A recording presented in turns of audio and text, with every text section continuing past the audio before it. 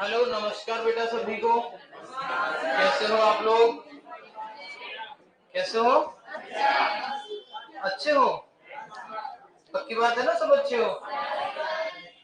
हाँ, कर दो ब्रेक क्लोज, कोई दिक्कत नहीं है। नहीं करना? चलो ठीक है, समझ गया आप सबकी बात। सबसे पहले तो आप लोगों ने जो कुछ पढ़ रखा है उसमें कोई आपको डाउट है तो वो आप पूछ सकते हो। पहली बात तो ये, कोई डाउट है तो पूछ सकते हो आप।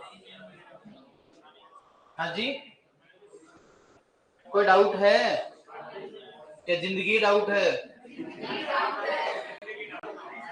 कि सब जिंदगी डाउट है यहाँ तो आप डाउट की बात कर रहे हो? कोई डाउट नहीं? चलो ठीक है, छोड़ो फिर इस बात को। हम बात कर रहे थे बायो फर्टिलाइजर, जैव उर्वरक। क्या पढ़ रहे थे हम लोग? और मुझे जहां तक याद है मैंने आप लोगों को जैव उर्वरक के अंदर एजोला, बीजीए, एजोटोबैक्टर, एजोस्पाइरिलम पढ़ा दिया था, राइजोबियम पढ़ा दिया था। यहां तक कोई दिक्कत थी? इनसे संबंधित जो बेसिक इंफॉर्मेशन है वो भी पढ़ा दी थी। इनमें कोई हाँ जी बेटा, क्या बोलो? चौला समूह है जिसको काउपी ग्रुप या इसको काफी बार अन्य भी बोला जाता है। तो मैंने इसमें कहा था मूंगफली, चौला, मूंग, ये नाम मैंने इसमें बताए थे, आपको याद हो तो। ठीक है, चना। यानी कि काफी बार पूछ लिया जाता है ब्रेडी राइजोबियम किसके लिए यूज करते हैं, तो मूंगफली के लिए करते हैं। नीचे लिखना चाहो तो लिख लो ब्रेडी राइजोबियम, जो सबसे धीमा नाइट्रोजन स्थिरीकरण करता है, ब्रेडी राइजोबियम मूंगफली के लिए लिखना चाहो तो लिख लो नीचे। इसके बाद देखो, ध्यान देना, यहां तक कोई दिक्कत है आप लोगों को? बिल्कुल भी दिक्कत हो तो यहां तक बता देना मुझे। अब मैं आपको कुछ इंपॉर्टेंट क्वेश्चन देता हूं और उम्मीद करता हूं कि एग्जाम में उन्हीं में से क्वेश्चन पूछेगा। एग्जाम में क्या करेगा एग्जामिनर? जो भी लिखवाऊंगा ना अब उन्हीं में से एग्जाम में क्वेश्चन पूछेगा। जैसे सबसे पहले हम बात करें राइजोबियम का उपयोग। किसका उपयोग है? राइजोबियम का जो उपयोग होता है वो सामान्यतः हम लोग कौन सी फसलों में करते हैं? सर, इनका उपयोग करते हैं हम लोग दलहनी फसलों में। कौन सी फसलों में करते हैं? पहली बात क्लियर है। दूसरा, जीवाणु लिखते हैं। आपको मान लो एग्जाम में कहे कि जो एजेक्टोबैक्टर है कौन सा है, और दूसरा कौन सा होता है? कौन सा होता है? एजोस्पाइरिलम। कौन सा होता है? एजोस्पाइरिलम। तो मैंने आपको कहा था एजोस्पाइरिलम में आता है एस। क्या आता है? इसका नाम लिखते हैं तो इसमें क्या आता है? एस से क्या बनाना है? यानी कहने का मतलब ये कि एजोस्पाइरिलम का उपयोग किस फसल में करते हैं? जवार और बाजरे की फसल में किया जाता है। कोई दिक्कत? तो जो बच गई उसमें किसका कर देंगे? जैसे फसलों में बच गई गेहूं, क्या बच गया? जैसे बच गया कपास, क्या बच गया? जैसे धान बच गया, क्या बच गया? यानी गेहूं, कपास, जौ और सब्जियों के अंदर अगर हम बात करते हैं तो सब्जियों के लिए किसका उपयोग करते हैं? किसका करते हैं? एजोटोबैक्टर का उपयोग करते हैं। कोई दिक्कत है यहां तक? तीसरा या चौथे नंबर पे जो नाम आता है उसका नाम है एसिटोबैक्टर। क्या नाम है? क्या नाम है? एसिटोबैक्टर का उपयोग किया जाता है गन्ना जो होता है उसमें। किसमें उपयोग करते हैं? यानी गन्ने में किसका उपयोग करते हैं? किसका उपयोग करते हैं?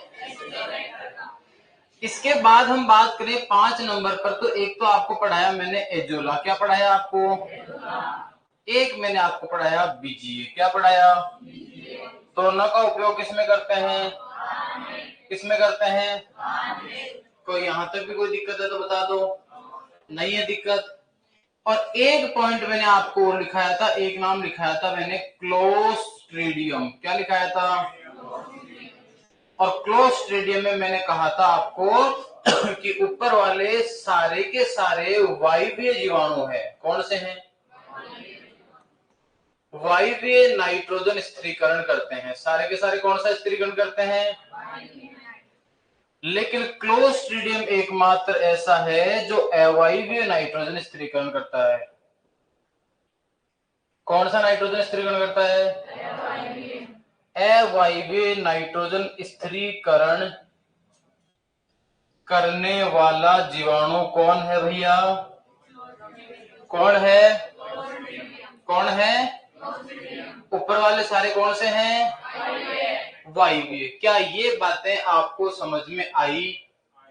क्या इनमें कोई दिक्कत है आपको? कोई भी दिक्कत नहीं है? ठीक है, चलें आगे फिर। ओके, नाइट्रोजन हो गया खत्म। क्या खत्म हो गया? अब बात करते हैं फॉस्फोरस जैव उर्वरक की। किसकी बात करते हैं?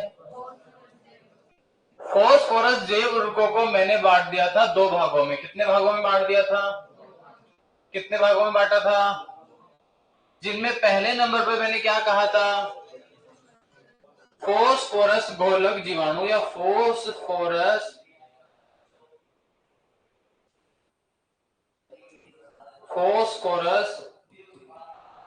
घोलक जैव उर्वरक पहले नंबर पे क्या आ जाता है? और दूसरा क्या बताया था? फॉस्फोरस अवशोषक जैव उर्वरक।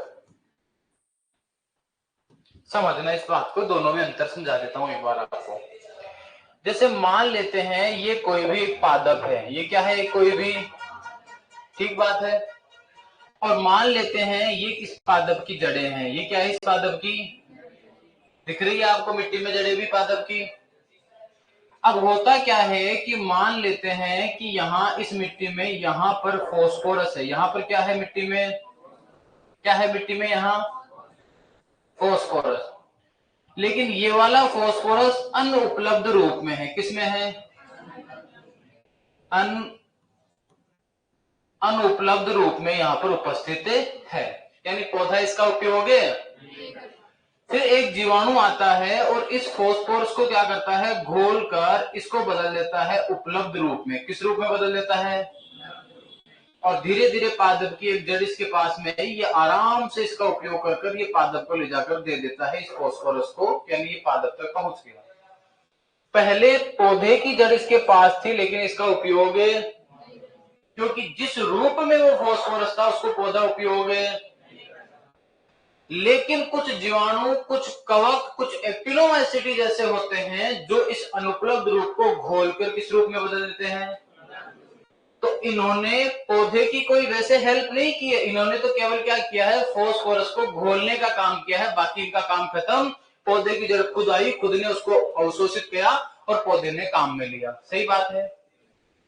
दूसरा समझना, यहां पर ये फॉस्फोरस पड़ा हुआ है। क्या पड़ा हुआ है?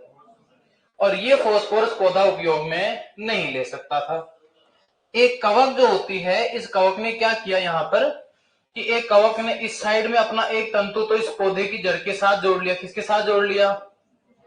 जड़ के साथ। और दूसरे तंतु से इसने इस फॉस्फोरस को अवशोषित कर लिया, यानी जिस फॉस्फोरस को पौधा अवशोषित नहीं कर पा रहा था, कवक उसको आराम से अवशोषित कर लेती है। समझ गए पहली बात?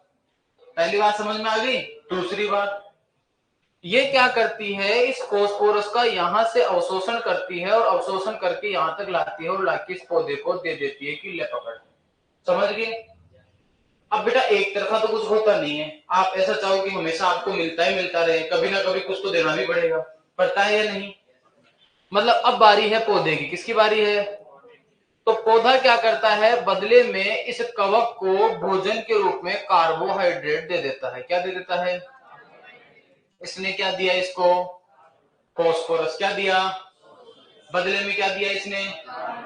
दोनों को फायदा। उसको क्या बोलते हैं? क्या बोलते हैं?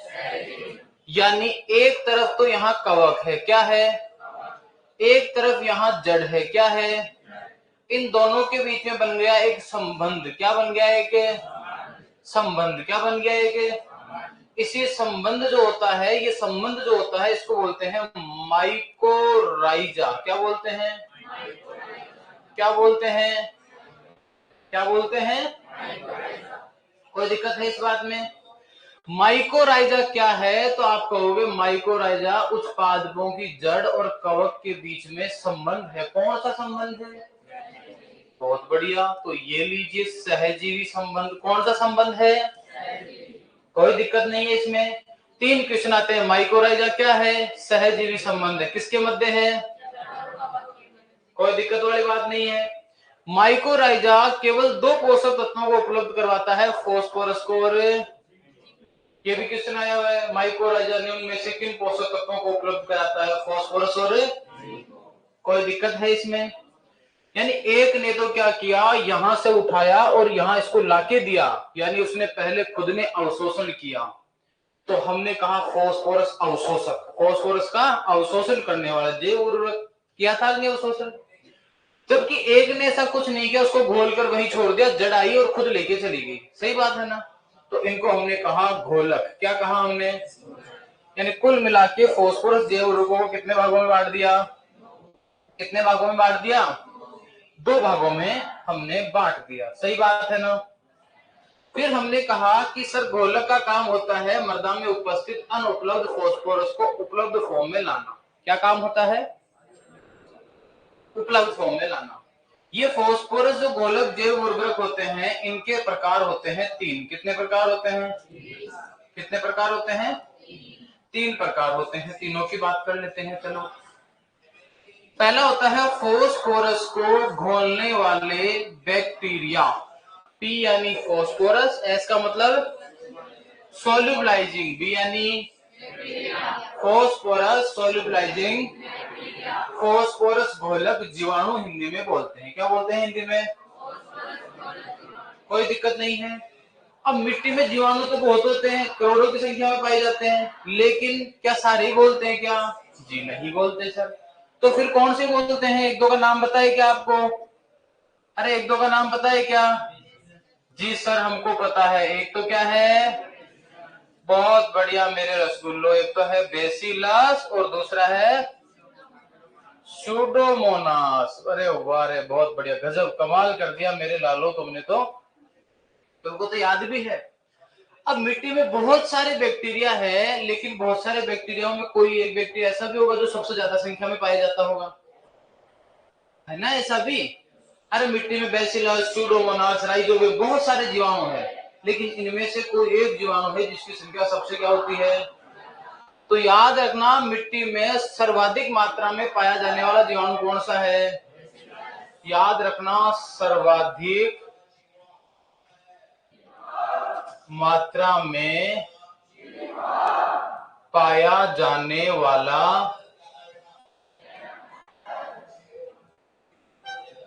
जीवाणु। कहाँ की बात कर रहे हैं हम लोग? मृदा में। कौन सा होता है? ये क्वेश्चन जेट में आ चुका है। वैसे बता देता हूं आपको, 2021-22 के पेपर में पूछा था, मृदा में उनमें से कौन सा जीवाणु सबसे ज्यादा संख्या में होता है? कर लोगे काम? पीएसबी का पूरा नाम क्या है? Phosphorus solubilising. इसी तरीके से दूसरे नंबर पे आ जाते हैं। अच्छा, पीएसबी के उदाहरण बताओ। बैसिलस और सूडोमोनास। इसके बाद दूसरे नंबर पे आ जाता है फॉस्फोरस सोल्यूबलाइजिंग फंजाई। फॉस्फोरस घोलक कवक जिसको हम बोलते हैं, फॉस्फोरस घोलक फंजाई जिसको हम बोलते हैं। पीएसएफ का नाम याद रह जाएगा सर। इसका उदाहरण क्या है वो भी बता दीजिए। पीएसएफ कौन सी फंगस है, कौन सी कवक है जो सर फॉस्फोरस को घोलने का काम करती है? याद रखना, एस्परजिलस। क्या याद रखना?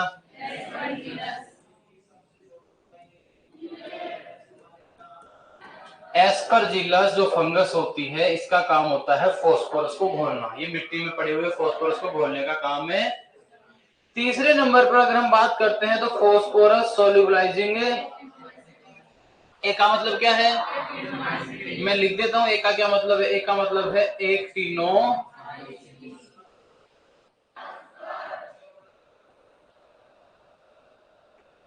एक्टिनोमाइसिटीज। कोई दिक्कत है इसमें? सर इसका एक उदाहरण बता दूं। इसका उदाहरण आ जाता है स्ट्रेप्टो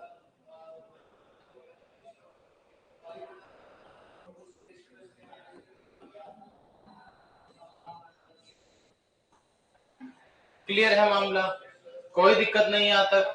आगे बढ़ जाएं। ये कहानी खत्म हो गई है, फॉस्फोरस सोल्यूबलाइजिंग जैव उर्वरक की कहानी हो गई है समाप्त। इसमें सबसे ज्यादा केवल पीएसबी पूछा जाता है। मार्केट में फॉस्फोरस को घोलने वाले में पीएसबी का पैकेट आता है, ध्यान रखना। किसका पैकेट आता है?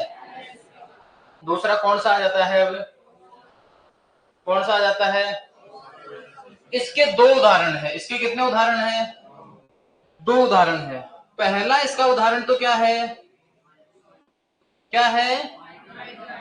माइकोराइजा। पहला उदाहरण क्या है?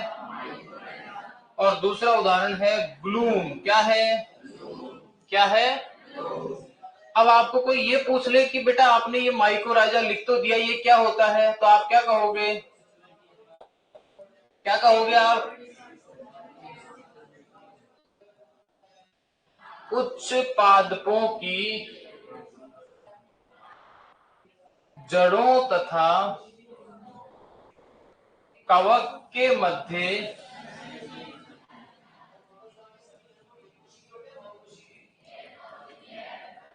सहजीवी संबंध को क्या बोलते हैं?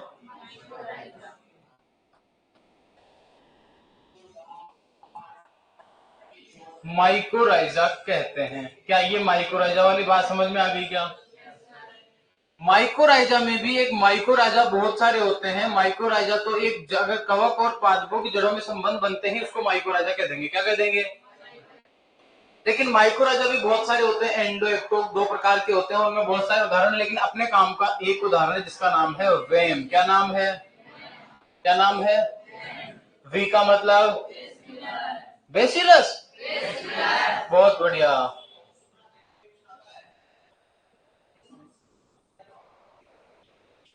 Vascular arbuscular myco. बहुत बढ़िया। सर माइकोराइजा की खोज किसने की थी? खोज करने वाला एक साइंटिस्ट था, उसका नाम था फ्रैंक। खोज किसने की?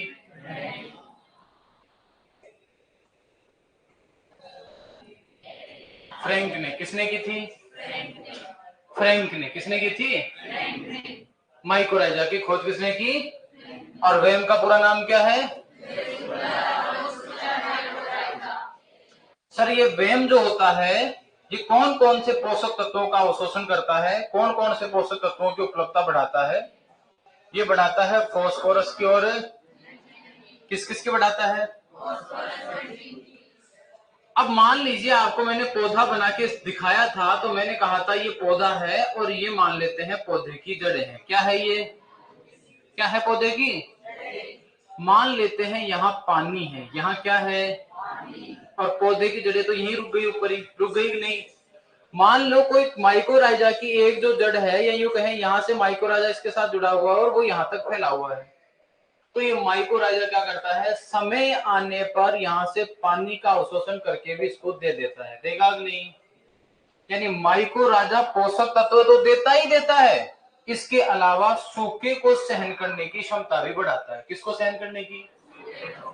कई बार आ जाता है कि माइकोराइजा के क्या काम या माइकोराइजा का लाभ क्या होता है, तो ये पादपों की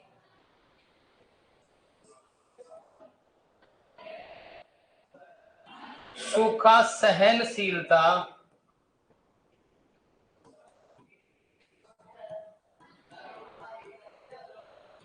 सूखा सहनशीलता को बढ़ाता है।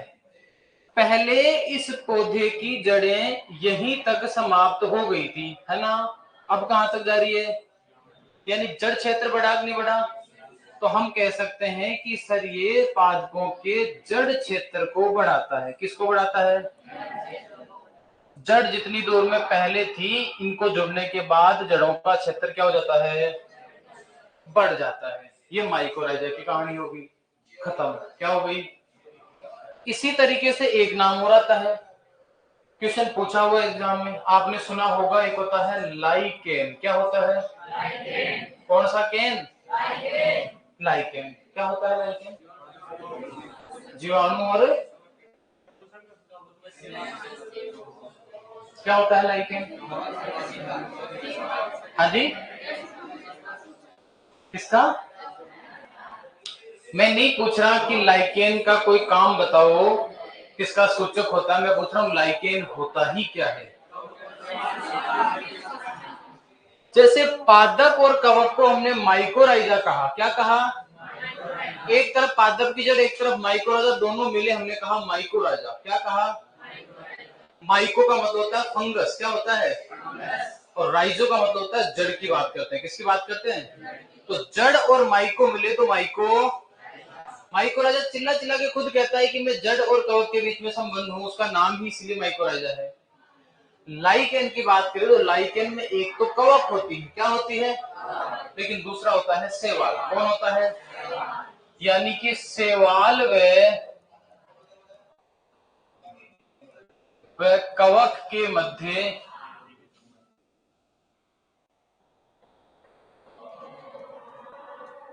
सहजीवी संबंध को क्या बोलते हैं? क्या बोलते हैं? संबंध को लाइकेन कहते हैं। समझ में आई मेरी बात? ये जो लाइकेन होता है ना, अगर मान लीजिए प्रदूषण बढ़ जाए, क्या बढ़ जाए? तो लाइकेन खत्म हो जाते हैं। क्या हो जाते हैं? और स्पेशली एक गैस है जिसका नाम है SO2। क्या नाम है?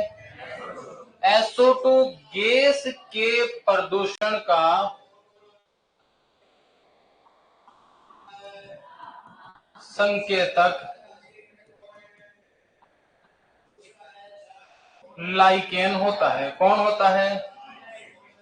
ये जेट में पूछा गया था। अभी लेटेस्ट का एग्जाम का क्वेश्चन है, जेईटी 2022 या फिर 21 में से, 21 या 22 में से एक पेपर में पूछा हुआ है। SO2 गैस के प्रदूषण के संकेतक कौन होते हैं? लाइकेन। समझ गई? क्वेश्चन ये भी आता है कि शैवाल और कवक के संबंध को क्या बोलते हैं, या लाइकेन किसका संबंध होता है, माइकोराजा किसका संबंध होता है। क्वेश्चन ये भी पूछा हुआ है कि जड़ व उत्पादकों की जड़ व कवक के मध्य संबंध को क्या बोलते हैं।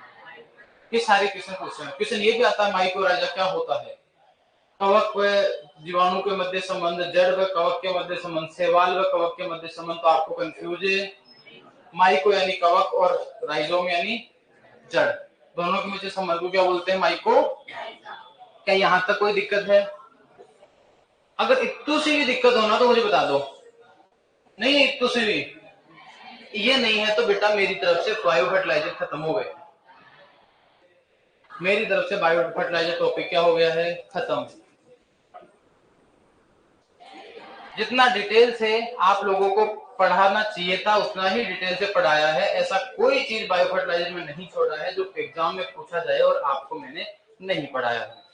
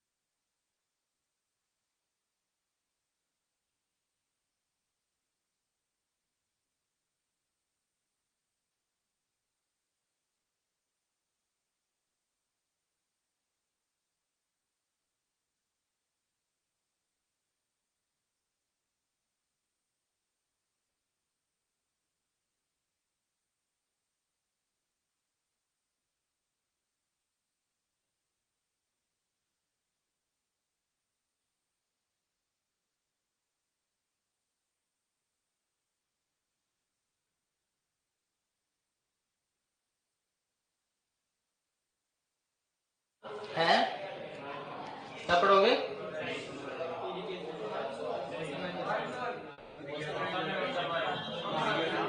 मौसम जलवायु पढ़ोगे? ठीक है, मौसम जलवायु। हाँ बेटा, कहते कहते शर्मा मत पगली, क्या बोल रही है? हैं?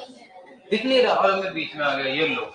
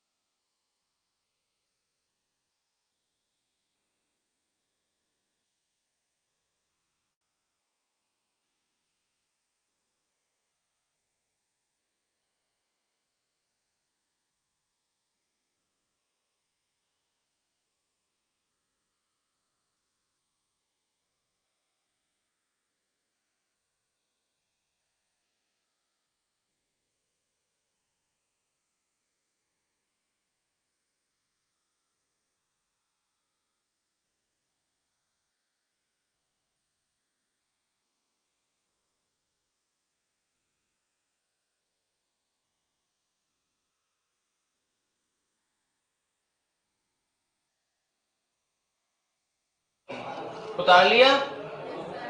आगे कर दूं क्या?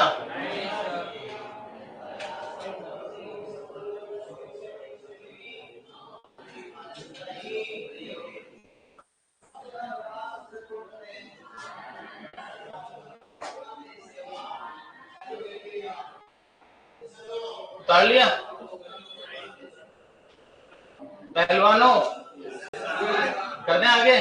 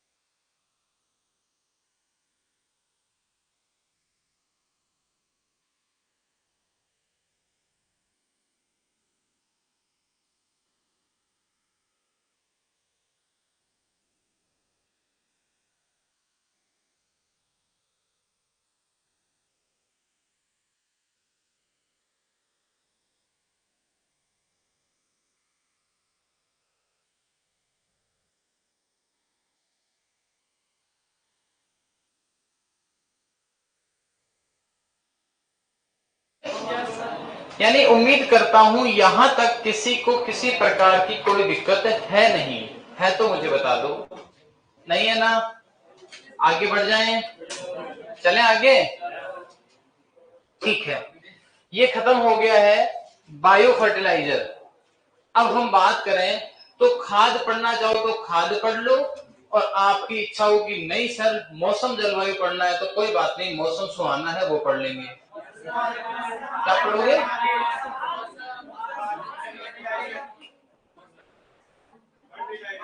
खाद पढ़े, क्या पढ़ोगे सुपरवाइजर? खाद भी पढ़ा दें? चलो सुनो मेरी बात, ये टॉपिक साथ साथ चलते हैं ना, जैव उर्वरक और खाद, तो थोड़े अच्छे लगते हैं। अगर अलग अलग कर दोगे ना तो फिर मान के चलो तुमको पढ़ने में थोड़ा सा मजा कम आएगा, तो दोनों को साथ ही पढ़ डालते हैं ना, थोड़ा आसान रहेगा आपके लिए भी। तो हम बात करते हैं, अगला टॉपिक आ जाएगा खाद। क्या आ जाएगा? खाद को इंग्लिश में बोलते हैं मैन्योर्स। क्या बोलते हैं? पहली बात तो ये कि सर खाद होता ही क्या है? खाद क्या होता है? खाद खाद होता है। सही बात है ना कि सर ये भी कोई बात हुई क्या? आप कैसी बातें पूछते हो कि खाद क्या होता है? खाद खाद होता है। खाद का मतलब क्या होता है समझना, दो चीजें होती है, या तो हो पादपों से, कहां से हो, या फिर हो जंतुओं से, कहां से हो। पादप व जंतुओं के जो अवशेष होते हैं, किसकी बात कर रहे हैं हम लोग? सर जंतुओं के अवशेष का मतलब जैसे FYM हो गया। पादपों के अवशेष का क्या मतलब है? यहाँ जैसे मान लो घास फूस या जो भी पादपों के जो जो कचरा बच जाता है जिसको काम में नहीं लेते, उसकी बात कर रहा हूँ। ठीक है, तो पादप व जंतुओं के अवशेष को अगर मान लो हम क्या करें कि सही नमी पर, किसकी बात कर रहे हैं हम? ऐसे नहीं कि पता चला कि FYM जो होता है, FYM का मतलब होता है गोबर की खाद। भैंस ने जो गोबर किया आपने उठा के उसको ऐसा कैसा सुखा लिया और एक साल बाद कहो सर खाद लेके आया हूँ, वो खाद नहीं है। वो क्या नहीं है? हाँ वो छाना है। वो क्या है? वो उपला है। उससे तो आप एक काम करो, चूरमा बनाओ चौथ के ऊपर, है ना, बस इसी काम में आ सकता है वो। तो सर फिर खाद क्या होगी? खाद के लिए इंपॉर्टेंट चीज ये है कि एक तो उपयुक्त नमी हो। नमी क्या होनी चाहिए? उपयुक्त का मतलब है कि ज्यादा भी नहीं हो, ऐसा नहीं हो कि भैंस ने जो FYM जो गोबर की खाद की थी, आपने पता चला उसमें पानी डालकर ऐसा हलवा बना दिया। कहने का मतलब नमी उपयुक्त रखो। नमी क्या रखो? तो उपयुक्त का मतलब है ना कम ना ज्यादा, ना कम में बीच वाला, है ना। और तापमान भी क्या रखना है? उपयुक्त। यानी पादप और जंतुओं के अवशेषों को उपयुक्त नमी व तापमान के द्वारा सूक्ष्म जीवों से हमको सड़वाना है। क्या करना है?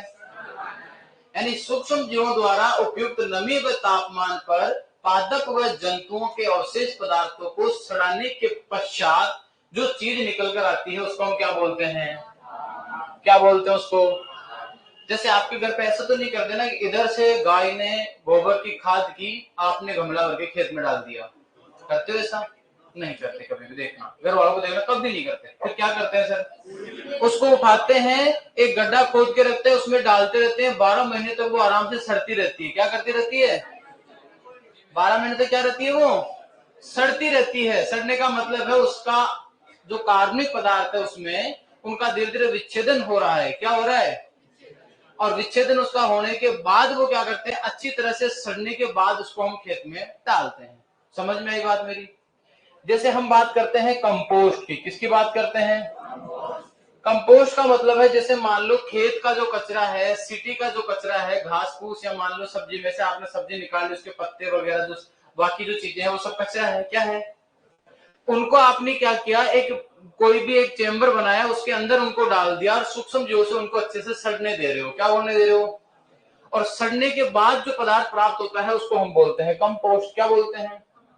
यानी पादपों के या जंतुओं के जो अवशेष है उनको हम सड़ाने के बाद तैयार करते हैं कंपोस्ट। तो कंपोस्ट भी एक प्रकार की क्या है? खाद ही है। क्या है? समझ में आ गई मेरी बात? तो आपको ध्यान रखना है, कभी भी ये पूछे कि खाद क्या है तो आपको ज्यादा दिमाग में टेंशन नहीं लेनी है, बहुत आसान सी बात है कि उपयुक्त नमी व तापमान पर पादपों के और जंतुओं के अवशेषों को सड़ाने के पश्चात जो पदार्थ प्राप्त होते हैं उनको हम क्या बोल देते हैं? बताओ ये बात किस बालक या बालिका को समझ नहीं आई? कोई है जिसको समझ नहीं आई? सबको आ गई ये बात समझ में? खाद के हम बहुत सारे मतलब खाद का हम वर्गीकरण पढ़ेंगे आगे चल के। उसमें से एक वर्गीकरण होता है जिसको हम बोलते हैं सांद्र कार्बनिक खादें। क्या बोलते हैं? पहली बात तो ध्यान रखना, खाद है इसका मतलब कार्बनिक होगी। क्या होगी? खाद है इसका मतलब क्या होगी? सर कार्बनिक का क्या मतलब होता है? मतलब उसकी केमिकल स्ट्रक्चर के अंदर कार्बन होगा, और जहां कार्बन होता है उसको बोलते हैं कार्बनिक। क्या बोलते हैं उसको? क्या बोलते हैं उसको? यानी पहली बात तो खाद है तो क्या होगी? और आपको याद हो तो अगर उर्वरक है, क्या है? इसका मतलब क्या होंगे? यानी उर्वरकों के अंदर तो याद रखना कार्बन नहीं पाया जाता है, यूरिया अपवाद है। यूरिया क्या है?